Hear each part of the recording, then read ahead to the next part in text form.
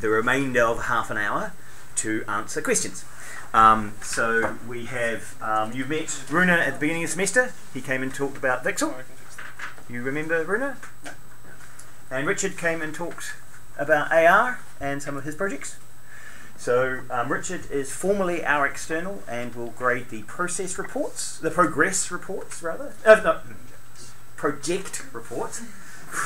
I wish we had different names. It's hard with different letters.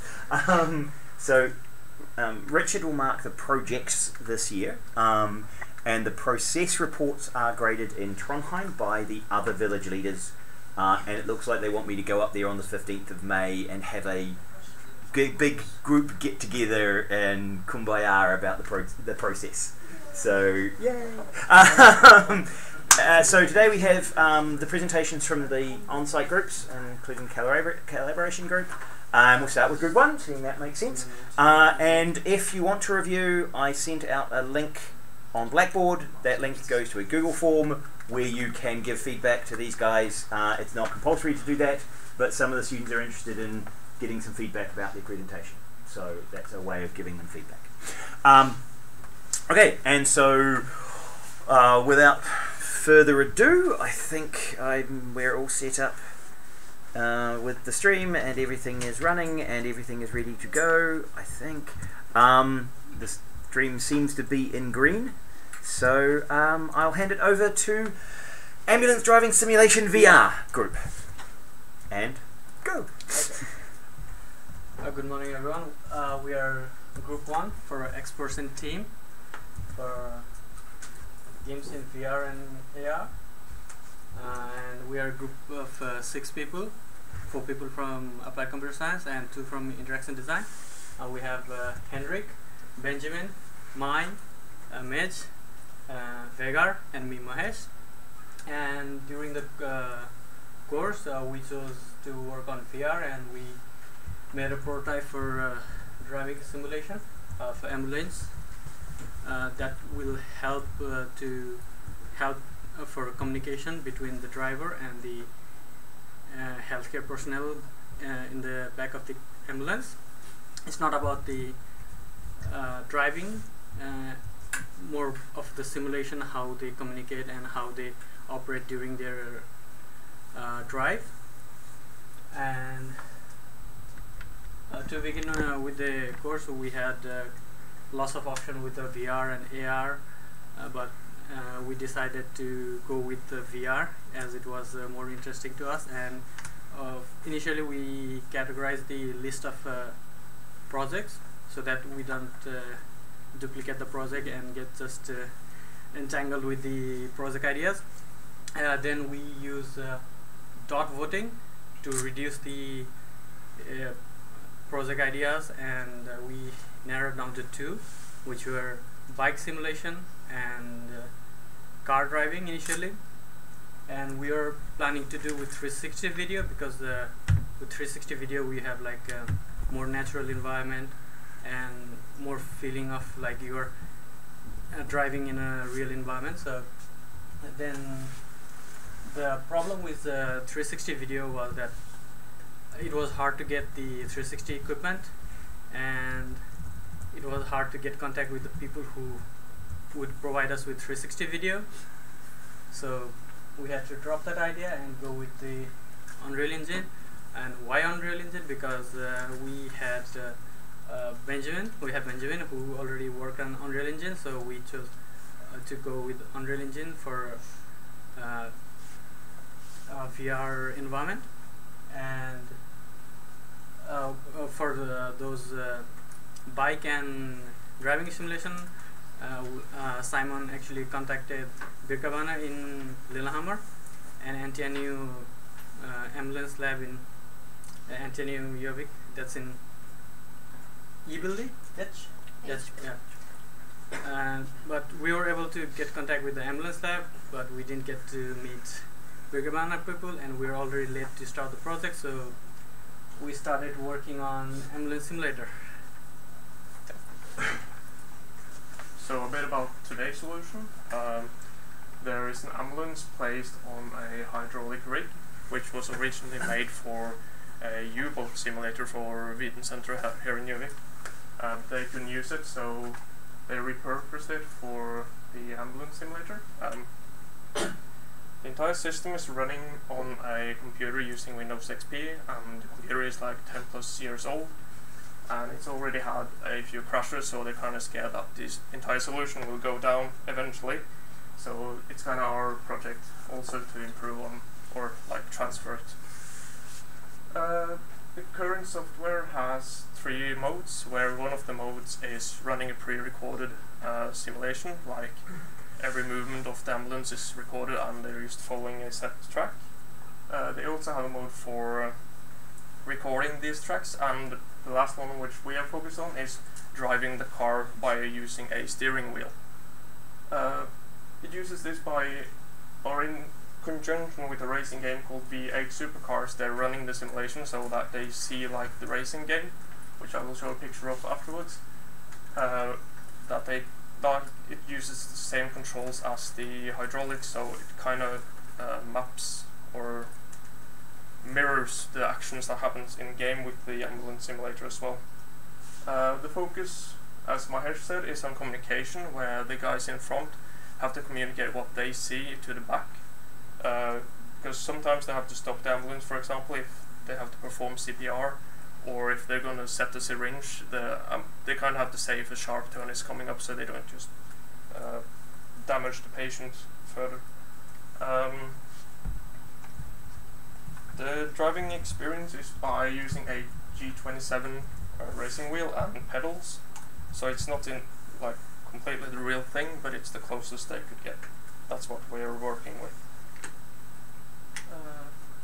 So these are 2 pictures from the pre-hospital lab, where this picture just shows from the back, the first time we got to see it, and the other one is them running the game. But at the time they were showing this, they couldn't get it to be in first-person mode, so it kind of looks a bit disconnected for the driver. Yeah, that's how it looks at least. So given the current state of the simulation, our main goal was to create an environment in VR which resulted into a more realistic driving experience. Part of the reason why it wasn't very realistic is because the steering wheel the rig of the ambulance reacts depending on how much you steer the wheel, but this is not taking into consideration any speed or acceleration. Also, we conducted some interviews with the consultants in the pre-hospital lab, and they suggested that the driver should be going through a city instead of just a racetrack, which felt very fake. These things will then enhance the communication and learning outcome of the students. As they explained to us, the main objective of these trainings are to learn how to communicate between the people in the front of the ambulance, at the back of the ambulance, and in the control center of hospital. Okay, so we have made a prototype in Unreal Engine, which is a driving simulator where you navigate through a city grid. And it's designed to both be used with the ambulance simulator in the pre-hospital lab and in VR. But we are only using the VR headsets. We're not using the Vive controllers because we are the user are controlling the game with a G27 driving force controller. And the goal of the user is to navigate through the city following a predetermined path. He will be, or he or she will be guided through the predetermined course by arrows currently, and we have also implemented a GPS inside the car, which show the route that the player is going to take. And we have also added some obstacles in the course to make the user have to adapt to a sudden situation that occurs. And these obstacles are inspired by the obstacle course that every student driver has to go through in Norway, called grattkjøring. where you have these cardboard guys popping up during the course. And these obstacles are triggered by the keyboard currently, so our plan is to make the facilitator of the driving simulator or the ambulance simulator be able to make these appear at random times during the course. Yeah, and it currently works with the ambulance simulator as it is now. So we are able to make the movements of the car translate to the hydraulics in the ambulance simulator. And we have a short video going through one of these courses. Let's see.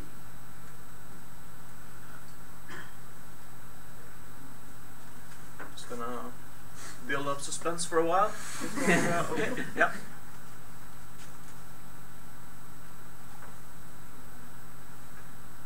Yeah.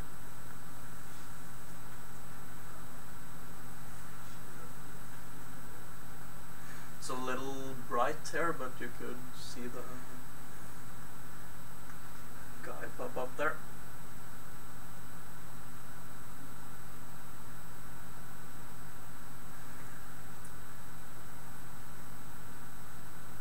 The arrows are more of a temporary solution. We are aiming to make the user navigate with only the GPS in the future, but as it is now, the GPS is a bit hard to be the only thing guiding you through the course.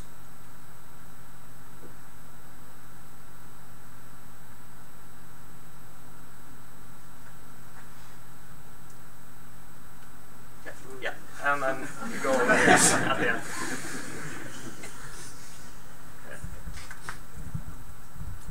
And yeah, this other video is just a really short video to, okay, yeah, you just do that.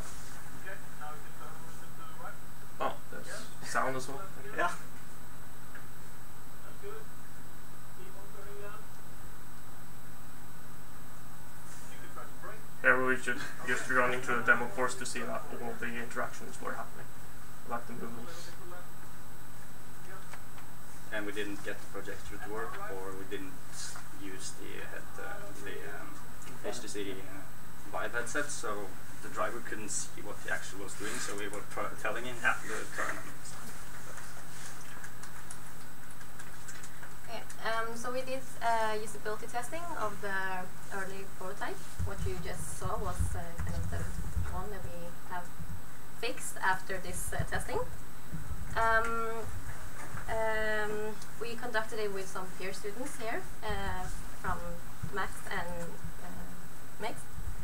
And the result and feedback from the testing was very expected, as we had already knew some of the limitations of this early prototype. It was, for example, very difficult for the participants to stay on the right side of the lane, since there were no, as you can see here, there is no lines that separates the road. And there were also some difficulties when they were turning around the buildings, since the road was very narrow. So we also made it broader. The feedback on the designs of the prototype was also implemented as more signs and like this Pedestrian crossings. Yeah. Yes, and some trees, just to make the environment more real. We also moved the GPS from down here because some of the participants didn't even look at it. So we moved it to a more visible place in the window, as it was commented. And also the cardboard thing, where it seemed like it was a funny and surprising element, so we decided to just keep it and maybe implement more in the future. There were also some comments about motion sickness that some of them felt that, but this is a very normal thing that happens in the VR environment. But this might be accounted for when the prototype is actually working with the ambulance simulator. Yeah, we definitely see some improvements that can be done to make the game more realistic. Like we said, they are following a predetermined course. The GPS is currently just a minimap that shows the position of the player, and we have added on top of the minimap, we've just added the route that the user should follow. So it could be improved by adding data points on the road and to actually calculate the route from where the player is. Also, we are using just the template car mesh, which is the car you saw. That could be improved by either making a 3D model of a ambulance, but we don't have the competence for doing that. So there are also some improvements that could be due to city grid, adding traffic lights, roundabouts, and we were also looking into trying to create a representation of Gjøvik. Currently the wheel is static inside the car or inside the game, so it doesn't really, when you're turning the wheel, it doesn't show inside the game. So that is also some improvements.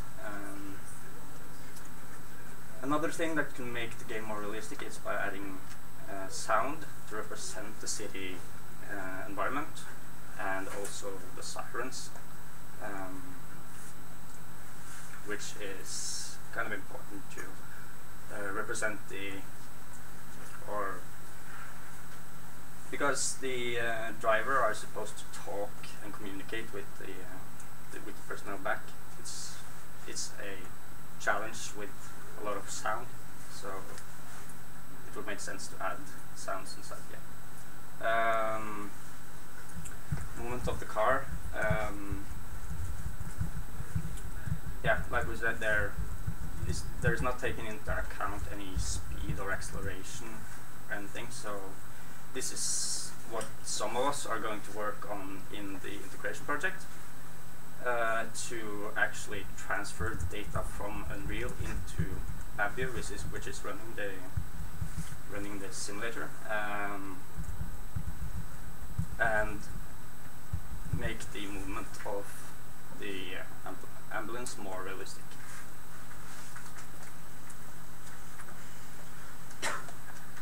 Thank you.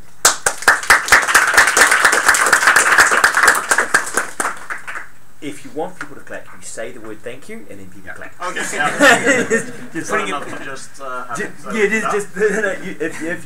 If a human being says thank you at the end of talking, yeah.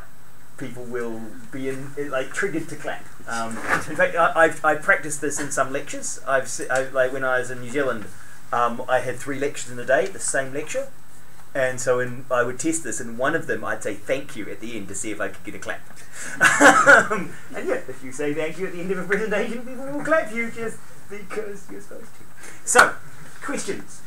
Yeah, have you considered making more of an environment for like not more rural environments, not just cities? Yeah, not for this project, but I know that they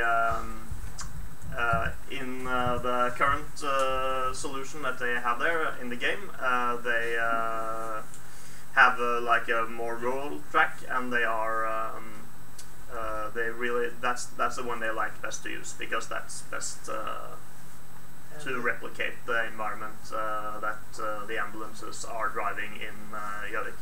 Yeah, and the second part is, have you considered having more topographic maps? Basically, you can't speed if you suddenly go over a bump and you go down suddenly and such. Is that something you considered taking in? Yeah, we have considered that, and speed bumps is one of the things that we have considered implementing, and that would also make really interesting challenge with hydraulics, to simulate hills and speed bumps and The angle of the car. yeah. Yeah, so that is definitely also a thing that could be cool to implement in the future. So, Richard, you have questions? What do you think was the issue with the motion sickness? Like, what were people doing looking at that and seeing what was the reaction? We did realize that some people were like, oh, well, what is happening here, and looking just all over the place, and also there were some issues with the calibration. I don't think the car is corresponding, or I know that the car isn't always corresponding accurately always to all the movements. So there is a bit of what's that called? Not alignment between the thing that the user actually does and the thing he sees. So yeah, I think that is part of the thing that was causing it. And also people were looking around a lot while they were driving forward.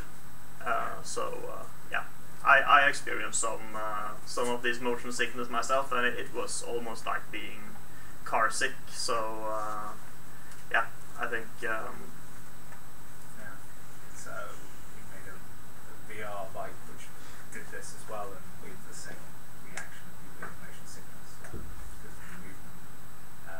So it'd be maybe interesting for you to try a few things like making the environment easier to see, basically, so people can focus ahead of them, so they have like a fixed point of vision. Yeah. Maybe make the car go around less, for instance, and definitely don't disrupt the player's feeling of being grounded. Yeah, as I said when I tested it, for me one of the things that needs to be done is that you need to take the head out of the car. So you can have the car body roll, but the head should not roll with the car, right? Because when I'm sitting down and I steer, I don't want my horizon line to change, right? And at the moment, the horizon line changes because that's what you do on a screen when you're driving the car, is you body roll, and it looks like you body roll, right? Because they're trying to show you that you're going around the corner. If you roll my head while I'm sitting level, my vestibular system goes crazy and says, no, wait a minute, I'm not rolling, and you're telling me I'm rolling. This is bad. In the car, the advantage you guys have is that once you're in the car, it will roll. So my head will roll because the seat I'm in will roll. So keep the head locked in the world coordinate system rather than in the car coordinate system. So when I'm driving, if I steer, my head stays still. The car might rock, right, as I go round the corner, but I won't go with it. So I'll see it pop up as if I've been able to keep my head stationary as the car goes around. And if I want to go with it, I'll actually can lean my head to change the horizon line. Right? But yeah, take out that coordinate system and move it to the world level rather than the car level. Because yeah, having tried it, that was for me. Because I don't get car sick, so I didn't feel sick, but I noticed that as being a misalignment. So aha, there's a misalignment between my vestibular system and visual system. So yeah, I think that was the problem. Yeah, so you need to make it feel like you're there physically when it comes to disjointed. Yeah, and we did work a little on calibrating this stuff, but not enough, obviously. So, initially, I think it was worse, and the car movements were a lot more floaty in the beginning. So we did some calibration to account for it, but. So you tried to dampen the roll, like when you're going around the corners, it was when it really up. Yeah, we were we were also adjusting the. I don't remember all the technical stuff in Unreal. We were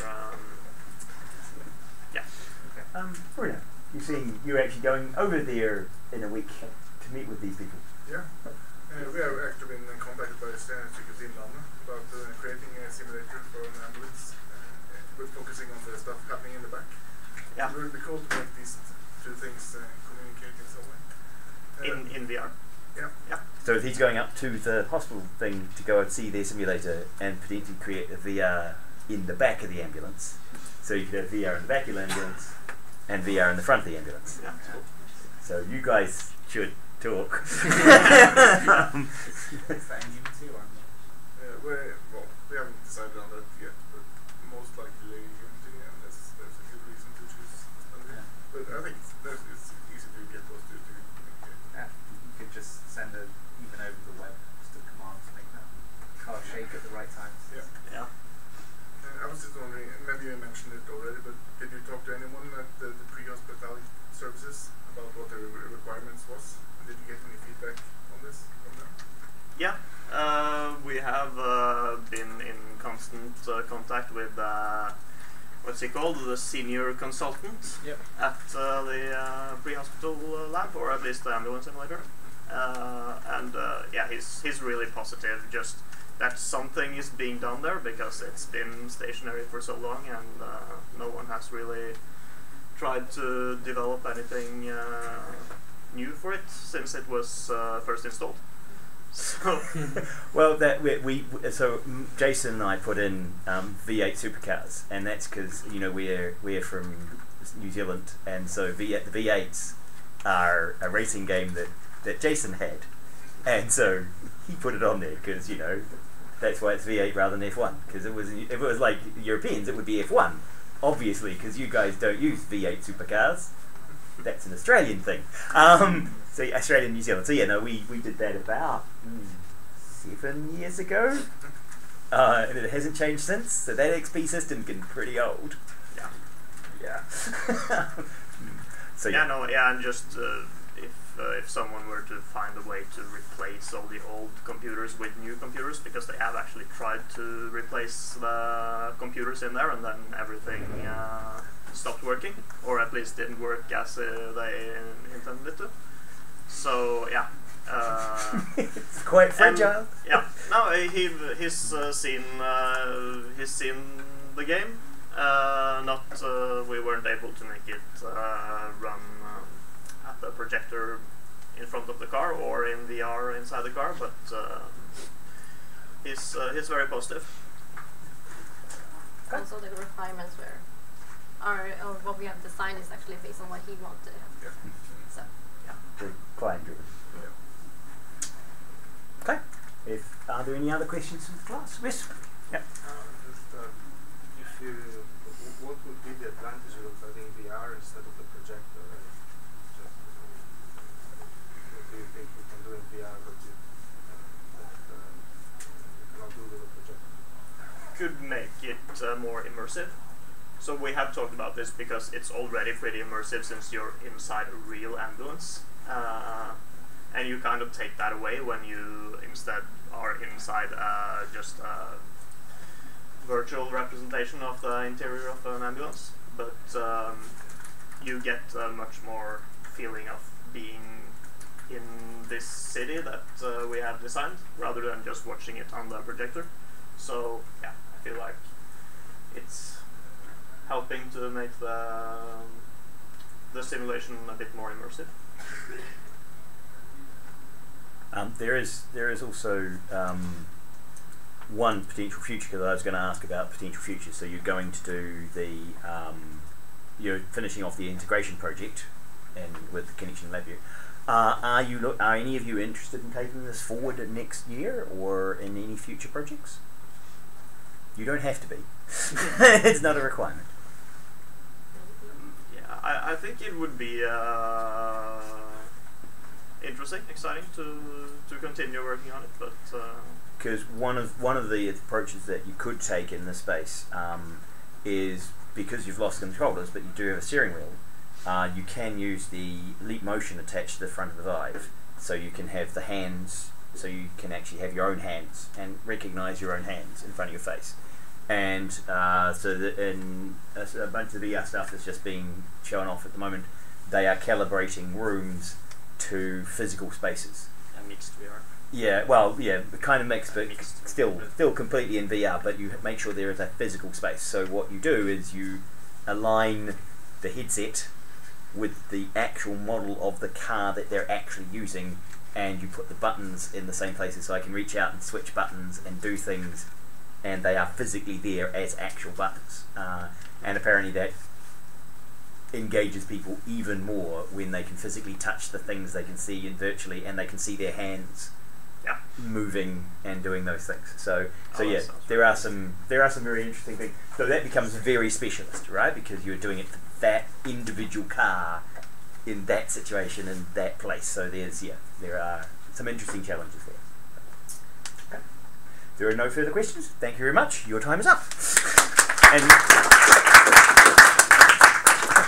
yeah. Okay, group 2. Shall we? We'll go in order. I figured group 1 first, group 2 second sounded reasonable. I assume group 2 felt that they were probably going to be next. Yeah, we thought there was a high likelihood, yes. Yeah, you thought that might be the case. I also expect I know what group comes after us. Probably 3. Hey Runa, yes. So we already started? Yeah, so we started at 10:30, so we've had the first one, which is the pre-ambulance, the pre-hospital ambulance group. We can grab you a sheet. You can sit next. And we have Runa and 2 Runas. We've doubled our Runas. Runa squared. And Richard's as Richard is the external Runa, also interested. Partly because in the previous project you are explicitly working on the pre-hospital lab. Right. Okay, so we now have Disease Simulator, Group 2, and again 15-20 minutes for presentation and then questions and answers. So I'll hand over to Disease Simulator. Yeah. Hi, my name is Martin, Anton, Oda, Carle and Maria Platter, and we'll be presenting our project Disease Simulator. First off, we'll start with a small introduction project, which Anton will talk about. Then Carl will talk about what we intend to teach about the project. And after that, Anne-Marie and Oda will talk a little bit about the research that we used to create the project. And after that, it's a little discussion about what interaction design models we used in the project. And after that, Oda will talk about the paper model that we used to show the project. And after that, it's the Unreal project, which I, Pat and Anton talk about. And then it's what we achieved with the project, which Pat will talk about. And lastly, Carl will talk about the conclusion and possibilities for further work with it. Okay, our project is called Disease Simulator, and it's done in VR in Unreal Engine. So it's basically a place with 2 rooms when you can observe. It has 2 modes, like historic mode and game mode, like 1 per a room. And in historic mode you can observe how the disease spreading through our planet, and in game mode you can or infect or prevent the infection, depends what do you want to do. So you can prevent or spread the disease and watch what will happen. Also you can choose between 2 diseases like Black Plague and Spanish flu. So when we decided on this topic, there were a few things that we wanted to teach people as an outcome for our game. In the historic mode, the idea was to teach people about the disease, how they spread, where they spread, a death toll, a timeline, and other just basic information about it. We wanted to have a mode in the game to help educate people about diseases in a way that is visual and interactive. Most of the time when we learn about diseases in history, it's just reading some text and maybe see a photo, so we're hoping this would be a more entertaining way to do it. And then we have the game mode. So in this mode, users would be able to choose a disease. For the course of the project, we want to have them choose between the Black Plague and the Spanish flu. And you could either try to save the world with vaccines and antibiotics, or you could try to destroy the world with disease if you so please. part of the reason why we had this mode option was because while talking about the project options, we all believe in vaccines. We all know that they work. But there's now kind of this movement of not believing in vaccines and thinking they cause autism. So we wanted to kind of show people that yes, they do work, and help them kind of understand a bit more how they work, so that we can hopefully get more people to stay vaccinated and vaccinate the children. So originally we had more aspects that we wanted to put into our game, such as potentially showing how the disease looks on people, or being able to mix diseases in the game mode. But after a lot of discussion, research, and some prototyping, we realized we wanted to keep the number of things down so that the game would still be more simple, but still be enjoyable, and you'd still learn the basic information. So if we rewind time back, we also did some methods to find out where we are today. Didn't go straight forward. So we did the NABC method to assess and develop the idea. So the needs are to illustrate dangers and of adapting bacteria, to educate people about the history of disease and how it spreads, illustrate dangers of improper use of antibiotics, and teach about the dangers of not taking a vaccine. Our approach, it is virtual and an interactive game in an educational setting, in a museum or a school. But the benefits are to educate people. We also found who our competitors are. After that, we did a retain model to see how well our game based learning is as an educational supplement. We found that we want to spread positive attitudes of taking the vaccines and have information at the end that tells users what happened and what could have happened. Then we did user profiles, personas, and scenarios. Our age group is about around 14 to 60-year-olds. They are students, staff working at museums, parents, people visiting the museum. They have varying technical skills and some negative traits and impairments we had to take care of. In our persona, one of them is the 14-year-old boy who has ADHD and is sitting in a classroom learning about history, and is very happy to hear that his teacher is taking the class to experience VR, because then he can move his body around whilst he's learning and also have fun. Since one of our diseases was the Black Plague, we did additional research, and we found that there's a lot of different theories about the Black Plague in general. For example, where it originated from or how many died because of it.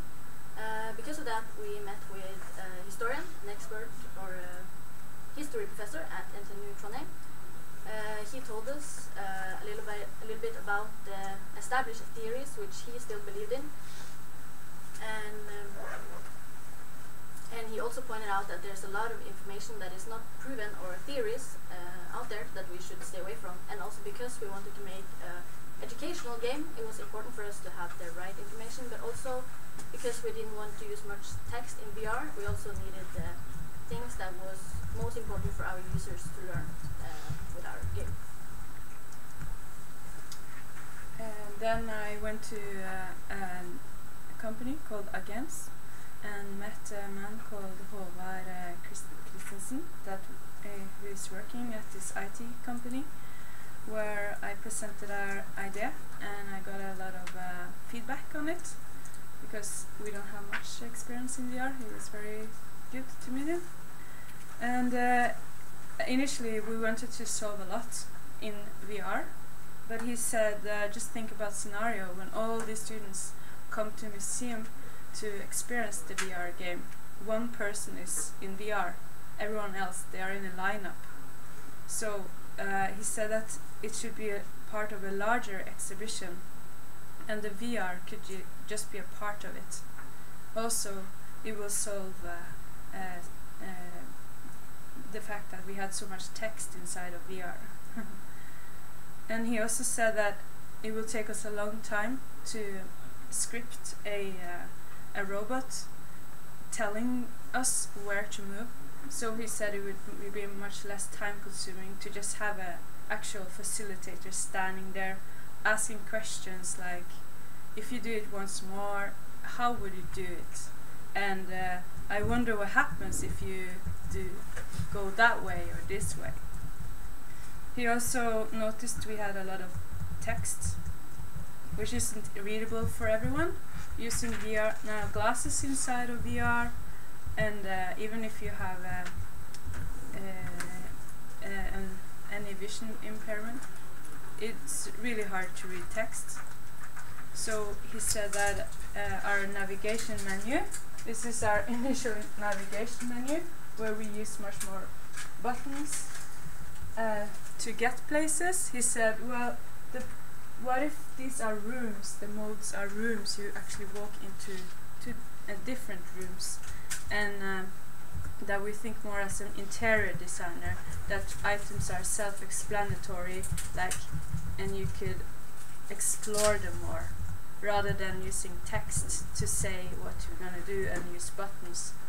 So for the historic card and game mode, he actually really liked our idea, but he said that how about kind of placing a ball, which is called the Black Plague, onto the earth, and throw in the game mode, throw the disease on the planet, because people in fact enjoy throwing things a lot in VR. So we decided to do a paper prototype. Although it's not a lot of existing research on how to do it or if it's good methods to use, we decided to be a little bit creative and chose to do it as anyways. We did it simultaneously as we were making it in Unreal Engine in order to get feedback from users before doing too much work as part of the iteration design process. The thing we did was that we hung up the paper prototype as you see in the picture, kind of to make it the illusion that has like a round shape like it would in VR because it's a globe. And the participants who came to our testing were students at campus. They had little VR experience, and we gave them some instructions or tasks to do. For example, look for the disease in France, or change the date on the timeline. So for some people, they tried to interact with it, pointing at it or touching it, while others didn't know what to do, and some were looking for buttons to use. We also got some feedback that we could add sound effects, and they also said that we should be careful about showing the disease, for example, deaths and things like that, because people have imagination or things like that. And they said we should not make it too morbid, because that could be, or show the death, that could be morbid. That's what we like. So, a globe is the exact same copy of the Earth, and it has a texture of 16K, so you can see the smallest details and the all islands on our Earth. Yeah. First it was said that the natural rotation of Earth, but then we removed it because we thought it would be destructive and inconvenient, because you can't look on the specific area, you need to walk around as it rotates, and also it has no atmosphere because our disease spreading, it's like black clouds, so it also not so convenient to use this atmosphere. It won't be good visible. So for the player controls, we decided to go for both the head-mounted display tracking and motion controllers, so that the users could walk around the globe and tilt their heads and look at things, but also use the teleportation method that has become standard in VR to move longer distances. And for now, we're only using the grabbing functionality of the motion controllers to interact with things. We might need to go to the pointing and navigating menus if we end up with more features than we have buttons for, but as of now that's not a problem. Yeah, and when we're making the rooms, we encountered some difficulties, and we also have discussion about how to make them, like should there going to be one room per disease, or one room for everything, or what we ended up was 2 rooms, one for game mode and one for the history mode. And we had some lighting issues initially when we placed the globe in the middle, because we tried making globe illuminating, so the globe lighted up the entire room. But then here come the problem. The smoke was being lit up by the globe, so the smoke became completely invisible. So that approach didn't work. So then we tried another approach by placing lights around the room instead. But the result then was the globe was a little bit darker, but at least smoke showed. So there's room for improvement in future there. There you see the globe and the room in the background. And this dark spot outside the east coast of west coast of Africa is the disease. It's more visible in the headset. Yeah. And here you see it from the sides, a little bit more clear. And you see the corridor connecting rooms in the background. And here's the other room. Yeah. So for what we achieved with our prototype, we think we got a pretty good looking prototype for the work we were able to put in. It's a very simple demo of the basic concepts. There are a lot of lacking features. We weren't able to do the actual disease simulation in the timeline, and also the game mode is non-existent as of now. But we were aware that there would be that we wouldn't be able to do everything in the time we had. So that brings me to the things we wish we did differently. We scoped it out as a full finished product so that we could run proper design exercises and do the idea phase to design a proper project. But we knew we wouldn't be able to prototype it entirely. But that led to a lack of focus at the start, so we ended up going off in a lot of different directions and had a lot of small pieces in the beginning that we had to throw away because we weren't able to finish all of them. So we had to refocus near the end, and that's something we would have liked to avoid. Throughout the project, there were some challenges we had. The first and most obvious one was time. We had 1 semester to complete this project. Like Petra was saying, we thought we could do more, but with varying schedules, we have an off-campus students, and also the exercises throughout the semester that we weren't fully aware would take a whole day. It put us behind, and it made it hard to meet up outside of class to do the work that we wanted to get done. Another problem was VR experience. Only 2 of our group members really had any VR experience, so the other 4 of us had to try it out, and so we could actually understand how to even make a game in VR, because if we never use it, how can you make something without testing it first? And this was very obvious when we were making our prototype. Our first prototype was very 2-dimensional because a lot of us mainly had experience with print and web for design, so it was very evident in our first prototype that we had not experienced VR or done any 3D designing or were interior designers. Also, we had problems with our repository in the very beginning. So originally when we first started in Unreal Engine, we were using Git LFS, and that has a maximum storage of 1 gig a month. And we used that in the first day.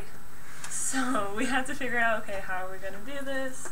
Let's find a new method. And so we switched to the NTNU GitLab distribution, but it took some time to get that set up and move everything over and give everyone the controls and everything. We also had some issues during our final testing. One of them was rotation. You were not able to rotate it when you had the controllers, but you could rotate it on a different computer. So that was a bit of an issue. As Martin said, we also had problems with lighting. It was a little dark in the environment. When we talked about it, we wanted to have a dark environment around the globe because we wanted the focus to be on the globe and on the disease. And another issue was we had a movement glitch. So if you teleported to specific locations around the globe, you'd be half in the floor. So that was a little weird. And our final challenge was to make a game that was educational but fun. None of us had ever made an educational game before, but we wanted to make it so that it was educational but still enjoyable at the same time. So this actually allowed us to see a different side of games and design that none of us had experienced before, because we'd all done stuff that we had liked to do or were required, so it was a different experience for a lot of us. And the future potential. So as we've said a couple times, we wanted this to be an educational supplement. So we wanted it to be able to be used in schools and museums, potentially in homes, but with the focus on education, so that it would provide more information about diseases and in an interactive way that would hopefully increase retention and still be entertaining at the same time. We didn't want it to be a focus, like this is where you get your disease information, but more this will help you in schools or museums or even at home if you wanted to. Overall, this disease simulator could be a way to make museum visits or school experiences more interactive and educational, and also help get more people involved with VR technology, because it's still such a new technology that is increasing and growing every day. So, thank you.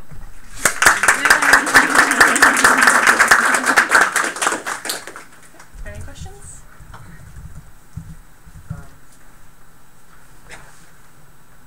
Okay, it was a nice presentation. I thought that we could add more information. First of all, I would like to start with introduction about the simulation to start with, and then like you have some voice that tells about the different modes and what this game is all about. And then you can choose from the menu options, like if you want to go to the history mode or the game mode. That was one. That would make it more illustrative. Then you can also tell more about the probable causes of the disease, like why it kicked off or how it kicked off, and then different microbes that are responsible for the disease, or if it was airborne, or how did it, yeah. Yeah, so that was some of the information that we thought would be some other basic information that they could learn throughout that. So when we talked to the history professor, we just wanted to know, like, there's all this information you can learn about diseases, but how much of it should you actually have in a VR experience? And actually the reason why we had 2 separate rooms was because we realized that when developing it, it's a lot more complicated to have both functionalities in the exact same spot. So we wanted to separate that to make it easier to create. So. One last thing, if that situation arose in the day, how could that be handled? And at the same time, you can also highlight the importance of vaccines. That was probably the main reason of your game.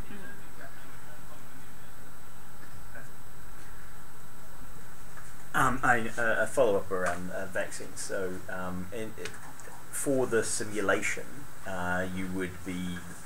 would I grab a big syringe and inject a country with vaccine, or like was there an action that I was taking as a player in the design? Well, that was what we ended up with after talking to Håvard from Agens, that you would interact in some way, maybe grab a vial of the vaccine and throw it at the planet, or stick it with a big needle. We talked about that, find interesting ways to interact, and well, make it less of a menu navigation and then look at a globe. I have a question. Well, first I have a comment. If you go back to the first conclusion slide, I think there's a typo at the last bullet point. There should be and, not but. It's education and fun. Education is fun. It implies that education isn't fun. Some people don't. Especially when younger. I remember when I was younger, I did not think education was very fun, but also my education was not very good. Right. So. Because you could have replaced that with man, but intelligent. My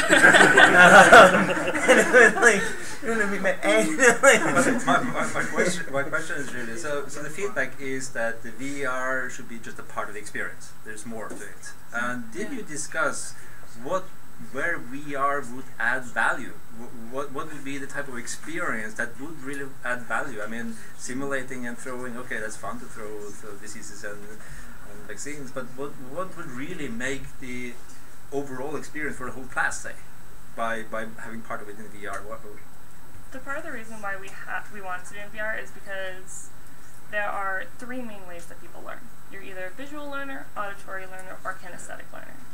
And for those who are very kinesthetic learners, like me, having something to actually interact with increases retention a lot. Because most of the time, like we said, you read about it. So, okay, if you're a visual or auditory learner, sure, that's a great way to go about it.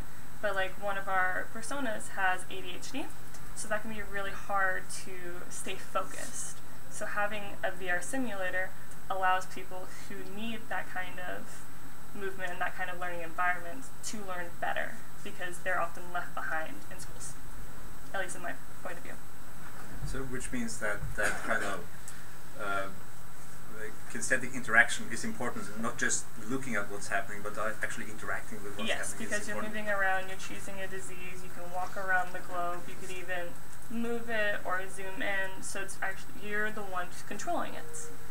So. And also, we have to take a lot of our information about each disease out of the VR, because it's hard to read. So we thought that if we did that, people will be more encouraged to read more about each disease when they come out of the VR experience. Yeah, I have some questions regarding your Black Death spreading thing and hovering in the ocean. I was wondering how you went about the coordinate system of deciding where those coordinates all moves. According to history? I mean, were you using historical data, or is that the long-term plan? Yes. Yes. That's why we met a history professor to verify where it actually started, because many historians say different things. Did you get anywhere to actually implementing a coordinate system or working out how that would work? We didn't get as far as to implement anything with the actual disease. We were planning to do that, but then we lost a few weeks to exercises and stuff in the middle of our work, and then we fell behind. It's why it's a 50-50.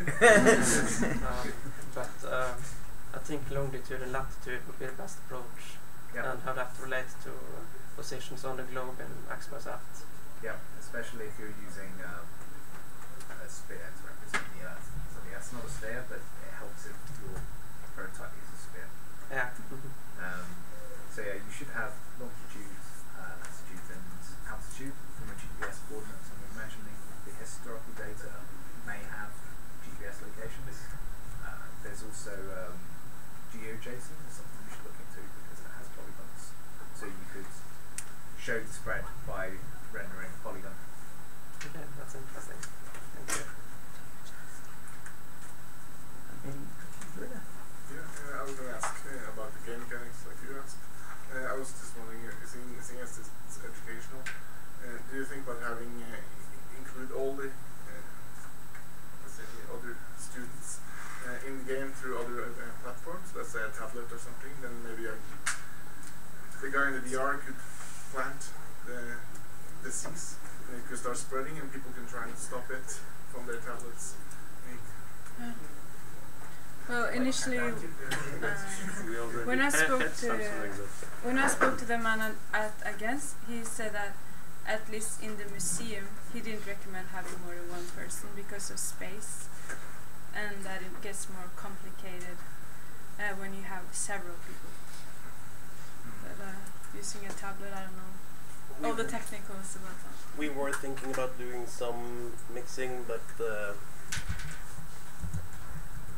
part of our goal was to improve learning for kinesthetic learners, and observing someone else play doesn't have the same effect, so it got lost in the early stages. Yes. Also, you already have had something like that on your Android or iOS. There is a game when you need to like prevent or spread the diseases. Yeah, that's either plaguing or pandemics, I think. Yeah, plaguing, but there are also some actual educational games. And my last question is, again, going forward, is any of do any of you see yourself working with this project in the future? I'd be interested in doing, but I don't know if I would. Right. Yeah. So if there was money, you could be paid to do More it. like time. If it was time. It's an interesting project, but at least for my part, it's not what I want to focus on going forward. It's nice to know, because then when you pitch these ideas to externals, you can say, yes, we have some keen students, or we have this really good idea. So yeah, so that's how I pitch it to potential collaborators in the future. Okay, thank you very much. Thank you.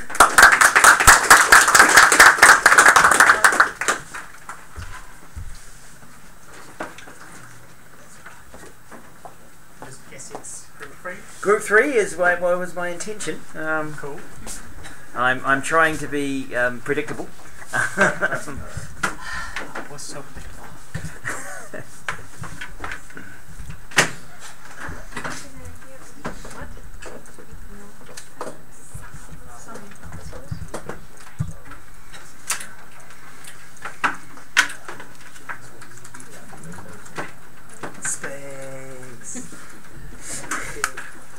Actually, one of the game designers I met, his company is called Space, with 4 A's. Space, because he partly the reason he set it up is because he always wanted to be able to say to people, "Oh, I'm from space."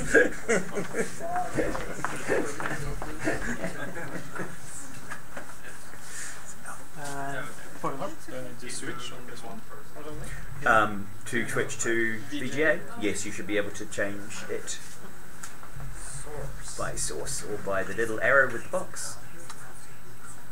Aha! He has found something. Not that one. The next one. The next one. Then one more. Actually, might no.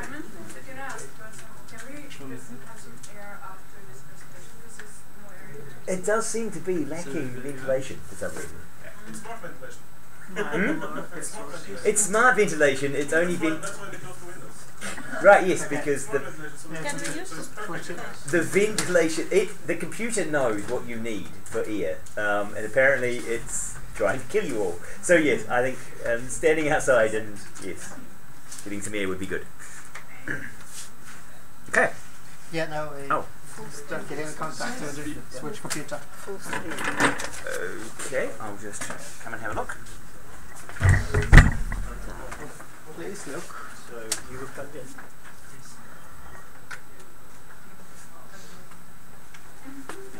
Give it 30 more seconds and see if we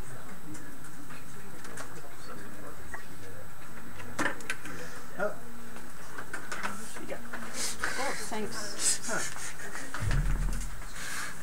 How to get switch.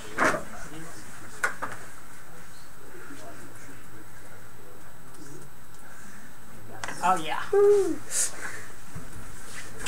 Victory. Yeah. So yes, we are not space as Sam talked about. We are the space group. a more boring, but hey. Yeah, so our group consists of Anastasia, Irina, Sama, Shur, and me, Andreas. So basically, what respond? Yeah, it's good, it's good. So first, that was us. Then we'll talk about the road to the result and what we actually made, and then end our presentation with what we would have done next if we had more time. Every one of us in our group has different professional knowledges, but moreover, every one of us had different professional experience. None of us actually worked in the interdisciplinary projects or even in a team with people with different professional experience. That's why it was important for us to combine all our technical knowledges, skills, and personal and professional competence. So we created the competence triangle to help us to create the main focus phases in a project which will be easy for everyone to use.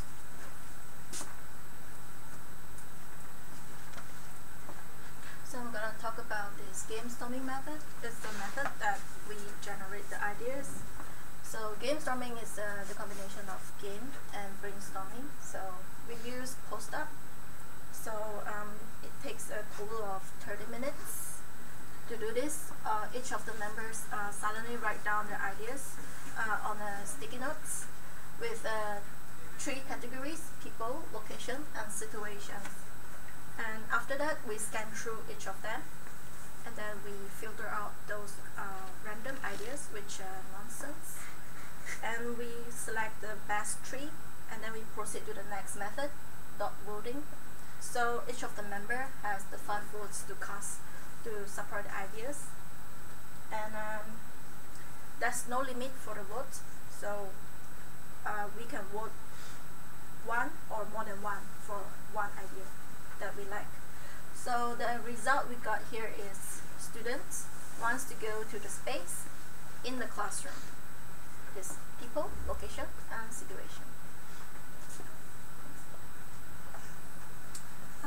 Talking about the space, what we actually know about it, that's limited with sky full of stars, 8 planets, or with something else than just our understanding of it. Thinking about these questions, we wanted to create an educational game for children to give them opportunity to learn about space, not just with soft facts, but make the process of learning more interesting, interacting, and visual. We wanted to create the real feeling that you are in a space, not just looking at pictures or reading articles. We wanted to give the user to have a possibility to interact with the environment. So our main basis was planets in our solar system. Usually we are looking at the space from the perspective of the Earth. In this game we wanted to give the independent impression of each planet, doing it by displaying the overview of the planets, its atmosphere and absence of it, and giving the feeling that you're standing on this planet. So yeah, to figure out exactly which direction we wanted to go, we had some interviews. First, we had an interview with a physics teacher at the local high school, and going there, we wasn't sure exactly what direction would go. Like more like educational, or educational in the more purpose of experience. After the first interview, we figured out, well, the physics teacher, he basically had all he needed, and what he didn't have, we couldn't really contribute that much with, so we couldn't make a good experience. So from that, we went to the second interview, already kind of knowing what we were doing. Second interview we had with a tutor at the Wheaton Center, and he gave a lot of good feedback on like what to do and what we maybe could add as such. Like for example, the feeling of like how big is space and how small are we in space and how to interact with it, and so many good ideas. Like how to create, we want to make something more playful, fun, and basically work more with exploring and playing with curiosity in itself. Of course, under all this, we wanted to have good physical physics would work, of course, so we could just add basic physical principles and do it more like a game of fun part. For the better presentation and understanding our VR project, we made a storyboard. Storyboard, it's a small sketch that will help to organize the work of any creativity project. It's very important tools for any applications, for game, for cartoon, for movies. And we had different design concepts where we can understand all details of our project, its sound, its position of planets, the position of astronauts, and so on. I'm gonna further explain on our first sketch. This is the initial sketch we got after the first interview with the high school teacher, the physics teacher. So we'd like to implement the physics theories such as the gravity, mass.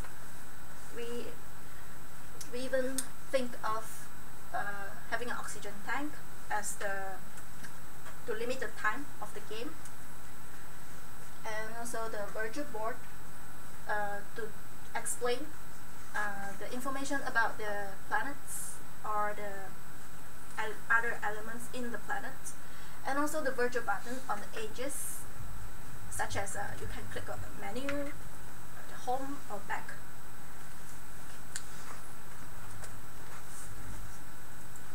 So sketch 2 is we further refine our ideas. So before that, we study on the motion controller. We study on how many buttons and how we can use the controller in our game design. So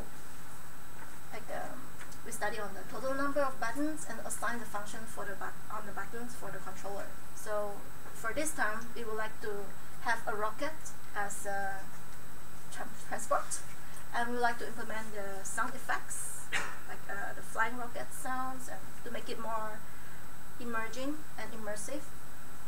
And also we would like to implement like walk around the 3D planets, and also they can stand on the surface of the planet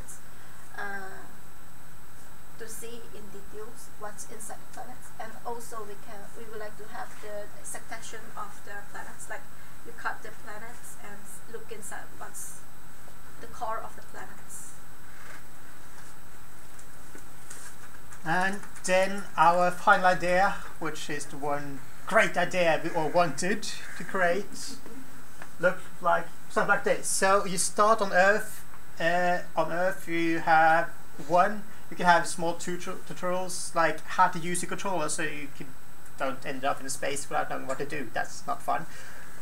And secondly, of course, you need to get out of space. So we had some sound design made, which would then make you focus towards a rocket. Click on the rocket, you fly up, you end up in what is the third view here. It what we called the panorama view. There you would see the planets orbiting the Earth. No, the Earth. Yeah. Great. Sun, of course. Yeah, now I'm going back, way back now. Anyway, orbiting the Sun. You could line it, so at first we just see the orbiting. You can line it up so you get all the planets in line. We were thinking of having two modes, realistic mode and our show mode. Realistic mode would basically be this is the sizes and this is the distances, but we couldn't really have distances because that would be way too much. But we could still line up with the sizes, and in that way go a bit back and see how hugely different the size of each planet is. Try to set up Mercury besides Jupiter would be fun. Also, so you can then line it up. You can see the still orbiting, and you can see then, yeah, such, and the back of my card is the rest. Here. And then when you click on one of the planets, you go in you could then, it kind of locked in position. You would get basic information. You get then, you could be able to manipulate the planet, which means, as Summer spoke about, you could chop it up.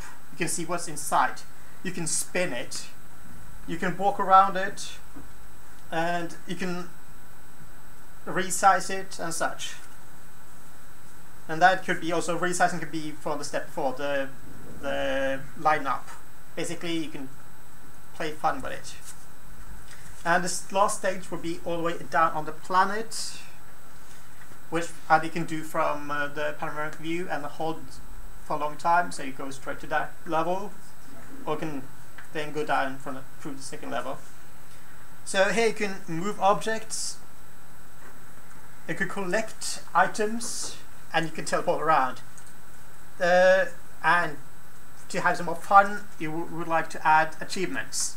For example, oh, you visited every planet in order. Oh, I just visited just the ice planets. You can go to Mars and maybe, if you're lucky, find the Mars rover controller and just play RC with that one. Maybe go to the moon and play golf. And all those small Easter eggs from there. And when you're finished, you teleport back to Earth. The big part of our project was created 3D models.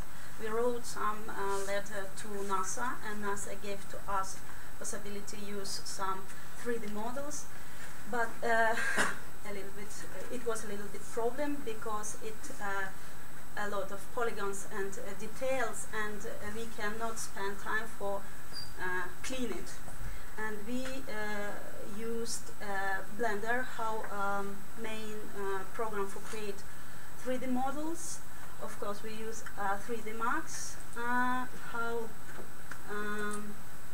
other programs it's help us convert NASA models for FBX formats and Adobe. All of us didn't have experience for creating 3D models in Blender, and of course it was a lot of time to do, and we learned a lot of different kind of tutorials and material that create finally a result. That result was very great for it. Why we used this Blender? Because it's free and open source, and it's more easy to use for different kind of platform, and of course it's a very good render for final result. And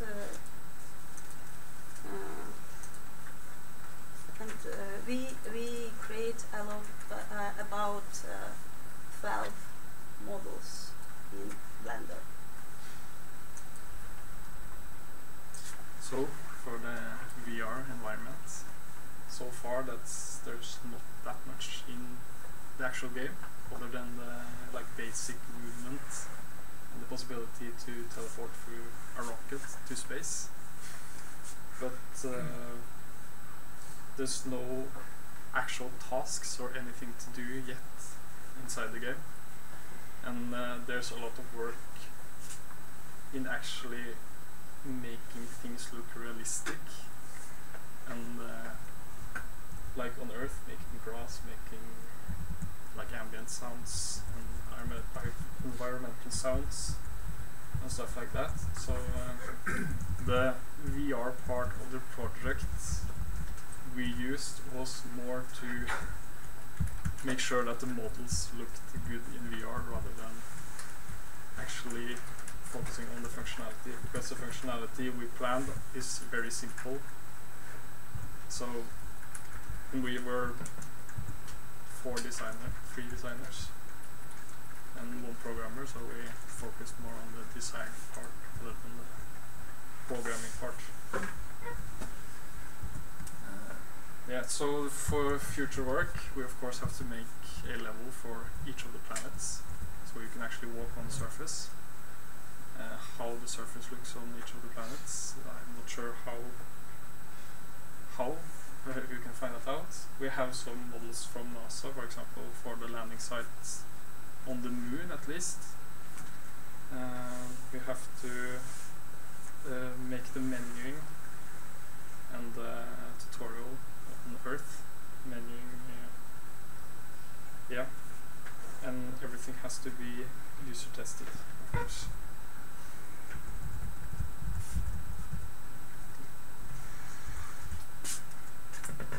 Thank you.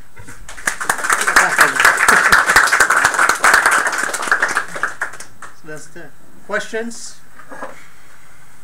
input. How bad was it? How good was it?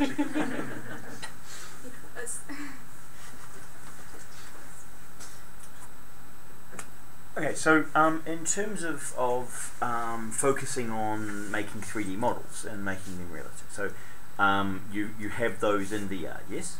We have some of them in VR. Okay, so you have some of those in VR, just floating as planets currently. Yeah. Okay.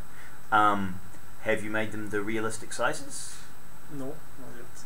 Okay. Because I mean, potentially one of the as you were talking about easy interactions, one option would be merely to have made all the planets the right size and just as physical balls that would be just on the ground and you could pick them up and throw them against the walls or whatever. And then they have it massive ones and the sun being massive in the corner or something like that. Yeah. So The idea was basically we could scale it, touch it, select it, compare it, and so on. So you haven't had a chance to focus on that. And additional information, one of your programmers left halfway through the project, which creates challenge in terms of balance of designers and programmers. So, I understand that. In terms of going forward, where do you see that this project would have a future, and are any of you interested in that future? Doesn't seem like it.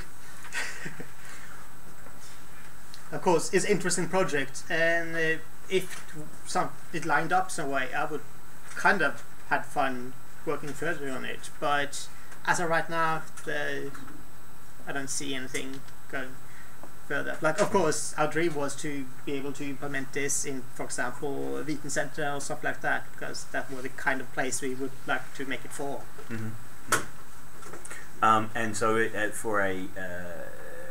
so yes, the idea of pitching it to science centres would be where you'd look for potential funding and potential project supports. That's where the idea originated from. Working with those. Yeah, it was good. I was impressed that you went all the way through the Blender graph stuff. That will suit you well. That's not lost learning. You will. That is. It's useful for potential projects in the future as well, particularly in any VR. I take it all the projects are they're not mixed between Unreal and Unity. Did we have a Unity group? Yeah. So no, it was free choice. They could choose Unity or Unreal. Yeah. So, did you have any space mechanics where you could see the planets at a distance, or was it all you on the planets? That's the panorama view which I spoke about. So that's the first thing you see when you get up from the Earth, is the sun and all the planets orbiting it, and then you can click, line it up, so you can then choose what you want to go to. And from there you can, as I said, touch, compare, smash, drop. Cool. So, but the planets themselves, you have hills and such like that. Is the whole planet like that? It's all tested. No, not completely. Only the surface when you go down to those. You mean that? Yeah, no. It was also challenging because not all materials exist. We couldn't find it even in NASA sources or somewhere in the internet. So not to the all planets we could implement it just because we didn't have it.